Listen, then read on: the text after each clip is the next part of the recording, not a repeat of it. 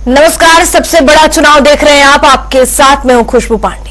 कांग्रेस की महासचिव प्रियंका गांधी रायबरेली चुनाव प्रचार कर रही हैं। इसी कड़ी में उन्होंने सलोन विधानसभा क्षेत्र में नुक्कड़ सभा के दौरान लोगों को संबोधित कर बीजेपी पर जमकर निशाना साधते हुए नजर आई।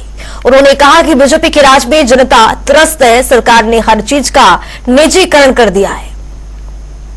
तो निजीकरण अपने आप खराब नहीं है, लेकिन खराब बात यह है कि आप देश की सारी संपत्ति उठा के 4-5 लोगों को दे रहे हो, कर्ज माफ करे हो उनका, और गरीब को दलदल में छोड़ रहे हो, और उसकी मुश्किलें बढ़ती जा रही हैं, बढ़ती जा रही हैं, बढ़ती जा रही हैं। ये आवारा पशु की समस्या जो रोज रात को आपके खेत चले जा रहे हैं, ये समस्या कांग्रेस की सरकार ने हल की। छत्तीसगढ़ में अच्छी गौशालाएं बनाई। छत्तीसगढ़ में किसी से भी पूछ लीजिए, वहां महिलाएं काम करके 60-70 हजार कमा रही थी। जानवरों का दूध गांव में भेजा जा रहा था, उसमें से खोया बन रहा था, मिठाई बन रही थी, सरकार गोबर खरीद रही थी। देश के सबसे हॉट सीट में से एक है वाराणसी से यूपी कांग्रेस अध्यक्ष और इंडिया गठबंधन के प्रत्याशी अजय राय ने अपना नामांकन दाखिल किया। इस दौरान अजय राय ने कहा है कि सबका भरपूर स्नेह और प्यार मिल रहा है। बाबा विश्वनाथ की कृपा से और अपने काशी वासियों के आशीर्वाद से आज बहुत ही पवित्र दिन, अक्षय तृतीया के दिन, परशुराम जयंती के दिन आज नामांकन किया। सबका स्नेह प्यार मुझे बहुत मिला। मैं सभी अपने साथियों को, इंडिया गठबंधन के सभी साथियों को, समाजवादी पार्टी को, आप पार्टी को, कांग्रेस पार्टी को, कम्युनिस्ट पार्टी को, हमारे राष्ट्रीय कांग्रेस पार्टी को और आरजेडी, जितने भी हमारे साथी हैं, सबको बहुत धन्यवाद, शुभकामनाएं। अपने सभी कार्यकर्ताओं को आज दिखा दिया कि निश्चित तौर से जनता किसके साथ खड़ी है, ताकत किसके साथ है। बहुत बहुत मैं उनको धन्यवाद देना चाहूँगा, शुभकामनाएं देना। वहीं गोरखपुर सीट से इंडिया गठबंधन की प्रत्याशी और फिल्म अभिनेत्री काजोल निषाद ने अपना नामांकन दाखिल किया है। इस दौरान उन्होंने कहा है कि गोरखपुर में इस बार चुनाव लोकल बनाम बाहरी का है। इसके साथ ही उन्होंने बीजेपी पर जमकर निशाना भी साधा है। जनता की ये लड़ाई है, ये काजल निषाद का व्यक्तिगत चुनाव नहीं है, कतई नहीं है। ये गठबंधन की सरकार का, समाजवादी पार्टी का भी व्यक्तिगत चुनाव नहीं है। ये जनता वर्सेस सत्ता का चुनाव है। जनता लड़ रही है, जनता परेशान है, महिलाएं महंगाई से परेशान है, महिलाओं के साथ न्याय नहीं हो रहा है। यहाँ मंगलसूत्र जो है उनकी लाज यहाँ भारतीय जनता पार्टी ने नहीं रखी। नोटबंदी में हमारी महिलाओं के, बहनियों के, माताओं के मंगलसूत्र बिके हैं। यहाँ पे कोरोना काल में ऑक्सीजन के जुगाड़ में मंगलसूत्र बिके हैं। महंगाई की मार से इतनी महिलाएं दबी हुई है कि घर चलाने के लिए मंगलसूत्र बिके हैं। युवा इतने बेरोजगार है बेचारे कि आगे की पढ़ाई करने के लिए माताओं ने अपने मंगलसूत्र बेचे हैं। युवाओं के पर्चे लीक हो रहे हैं, पुलिस भर्ती वाला पर्चा लीक हो गया, नीट का पर्चा लीक हो गया। भारतीय जनता पार्टी की सरकार में जितने लव लेटर लीक नहीं होते मेरे भाई, उतने तो पर्चे यहाँ लीक होते हैं।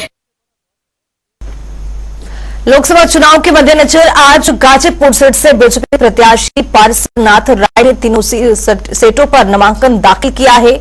इस दौरान उनके साथ उत्तराखंड के मुख्यमंत्री सीएम पुष्कर सिंह धामी मौजूद रहे हैं। वहीं सीएम धामी ने कहा है कि गाजीपुर की सेवा के लिए सहज और सरल व्यक्ति को प्रत्याशी बनाया है। निश्चित रूप से गाजीपुर सीट से पारसनाथ जी की विजयी होगी। आज का दिन बहुत शुभ दिन है।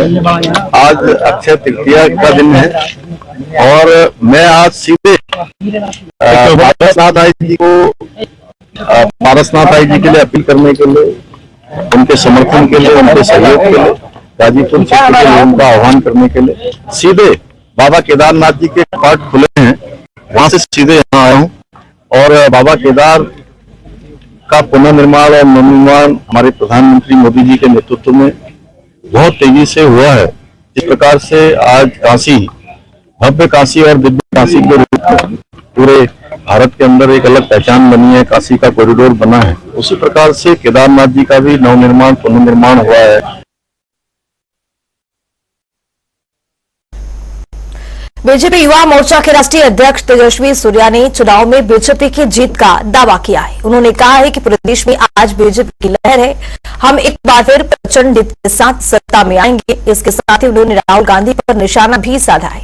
उन्होंने कहा है कि डर के कारण राहुल ने अमेठी के बजाय रायबरेली से चुनाव लड़ने का फैसला किया है। वो दक्षिण भारत हो, मध्य भारत हो, तेलुगु भाषी प्रदेश हो, कन्नड़ा भाषी प्रदेश हो या तमिल भाषी प्रदेश हो, पूरे देश में आज भारतीय जनता पार्टी के पक्ष में और मोदी जी के पक्ष में बहुत बड़ा वेव आज पूरे देश में महसूस हो रहा है। व्यक्तिगत मेरा अनुभव है, 14 और 19 के कंपैरिजन में इस बार के चुनाव के नतीजा भारतीय जनता पार्टी के लिए और भव्य होगा और 14 और 19 के वोट शेयर को और सीट शेयर को पार करके इस बार भारतीय जनता पार्टी की ऐतिहासिक जीत पूरे देश में होगा, ये सुनिश्चित है। तेलंगाना और कर्नाटका छोड़ के व्यक्तिगत मेरा अनुभव है कि मैक्सिमम अन्य प्रदेश में कांग्रेस पार्टी चुनावी मैदान छोड़कर भाग चुके हैं। मैं परसों इंदौर में था।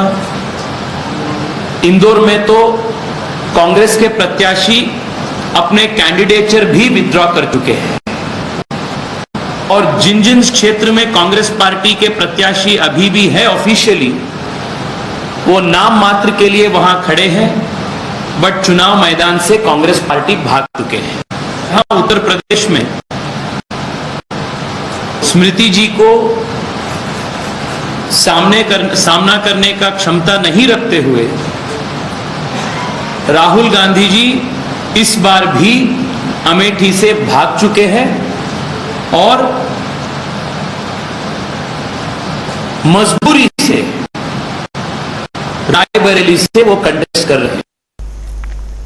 कांग्रेस नेता राहुल गांधी और अखिलेश यादव ने कन्नौज में संयुक्त रैली की। इस दौरान अखिलेश ने कहा है कि बीजेपी की हार में केवल 4 चरण यानी 4 कदम बाकी है। वहीं राहुल गांधी ने भी बीजेपी पर जमकर निशाना साधा है।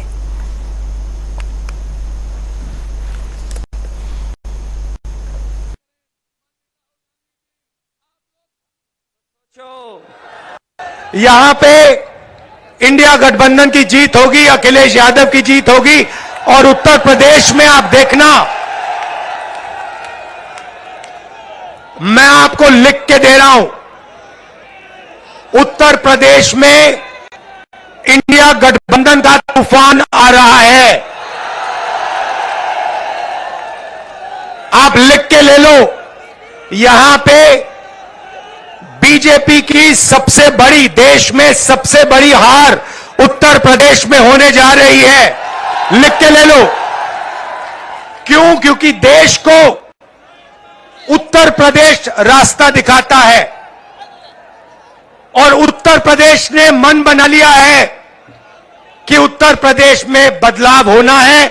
और बीजेपी के लोगों ने पिछले 10 साल में और लखनऊ की सरकार ने 7 साल में जनता को झूठी बातें और वादे झूठे देकर के गुमराह करने का काम किया है। हम सब मिलकर के, इंडिया गठबंधन और समाजवादी पार्टी मिलकर के इनको सबक सिखाने जा रही है। ये लोग जो हमारे आपके पीछे और संविधान के पीछे पड़े हैं, जो अपने आप को कहते थे कि डबल इंजन की सरकार है, ये बड़ी बड़ी होर्डिंगें आप इनकी देखो, जो बड़ी बड़ी होर्डिंग लगाए हैं, जो अपने आप को डबल इंजन की सरकार कहते थे, उनका एक इंजन गायब है और जिस इंजन के लिए वोट मांगने आ रहे हैं वो खटारा इंजन तो कहीं होर्डिंग पे दिखाई नहीं दे रहा है। मैं आप सबका धन्यवाद देता हूं। मैं राहुल गांधी जी का धन्यवाद देता हूं कि जिन्होंने यहां आकर के और अपील हम लोगों के लिए करने आए हैं, हमारा आपका मनोबल बढ़ाने आए हैं। और अब तो बीजेपी की हार होने में केवल 4 कदम बाकी हैं, केवल 4 चरण, 4 कदम 4 चरण बाकी हैं केवल। और ये चौथे चरण का चुनाव बिल्कुल बीच का चुनाव है। अभी तक तो वो नीचे जा चुके हैं बहुत।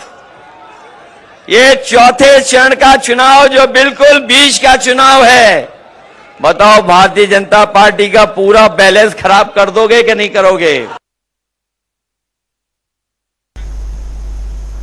देश भर में आज अक्षय तृतीया का पर्व मनाया जा रहा है। अक्षय तृतीया के पावन पर्व के मौके पर राम मंदिर से लेकर अयोध्या के सभी प्रमुख मठ मंदिरों में पूजन अर्चना का दौर जारी है। बता दें कि सुबह से ही श्रद्धालु रामलला के दर्शन करने के साथ ही सरयू में स्नान भी कर रहे हैं।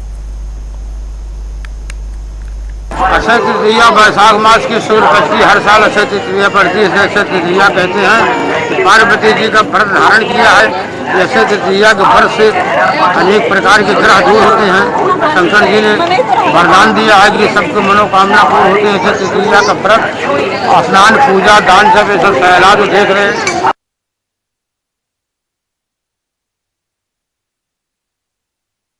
बहुत अच्छा लगा, अयोध्या आके एकदम मन पसंद हो गया। प्रथम आए हैं हम और स्नान भी किया है, बहुत अच्छा लगा।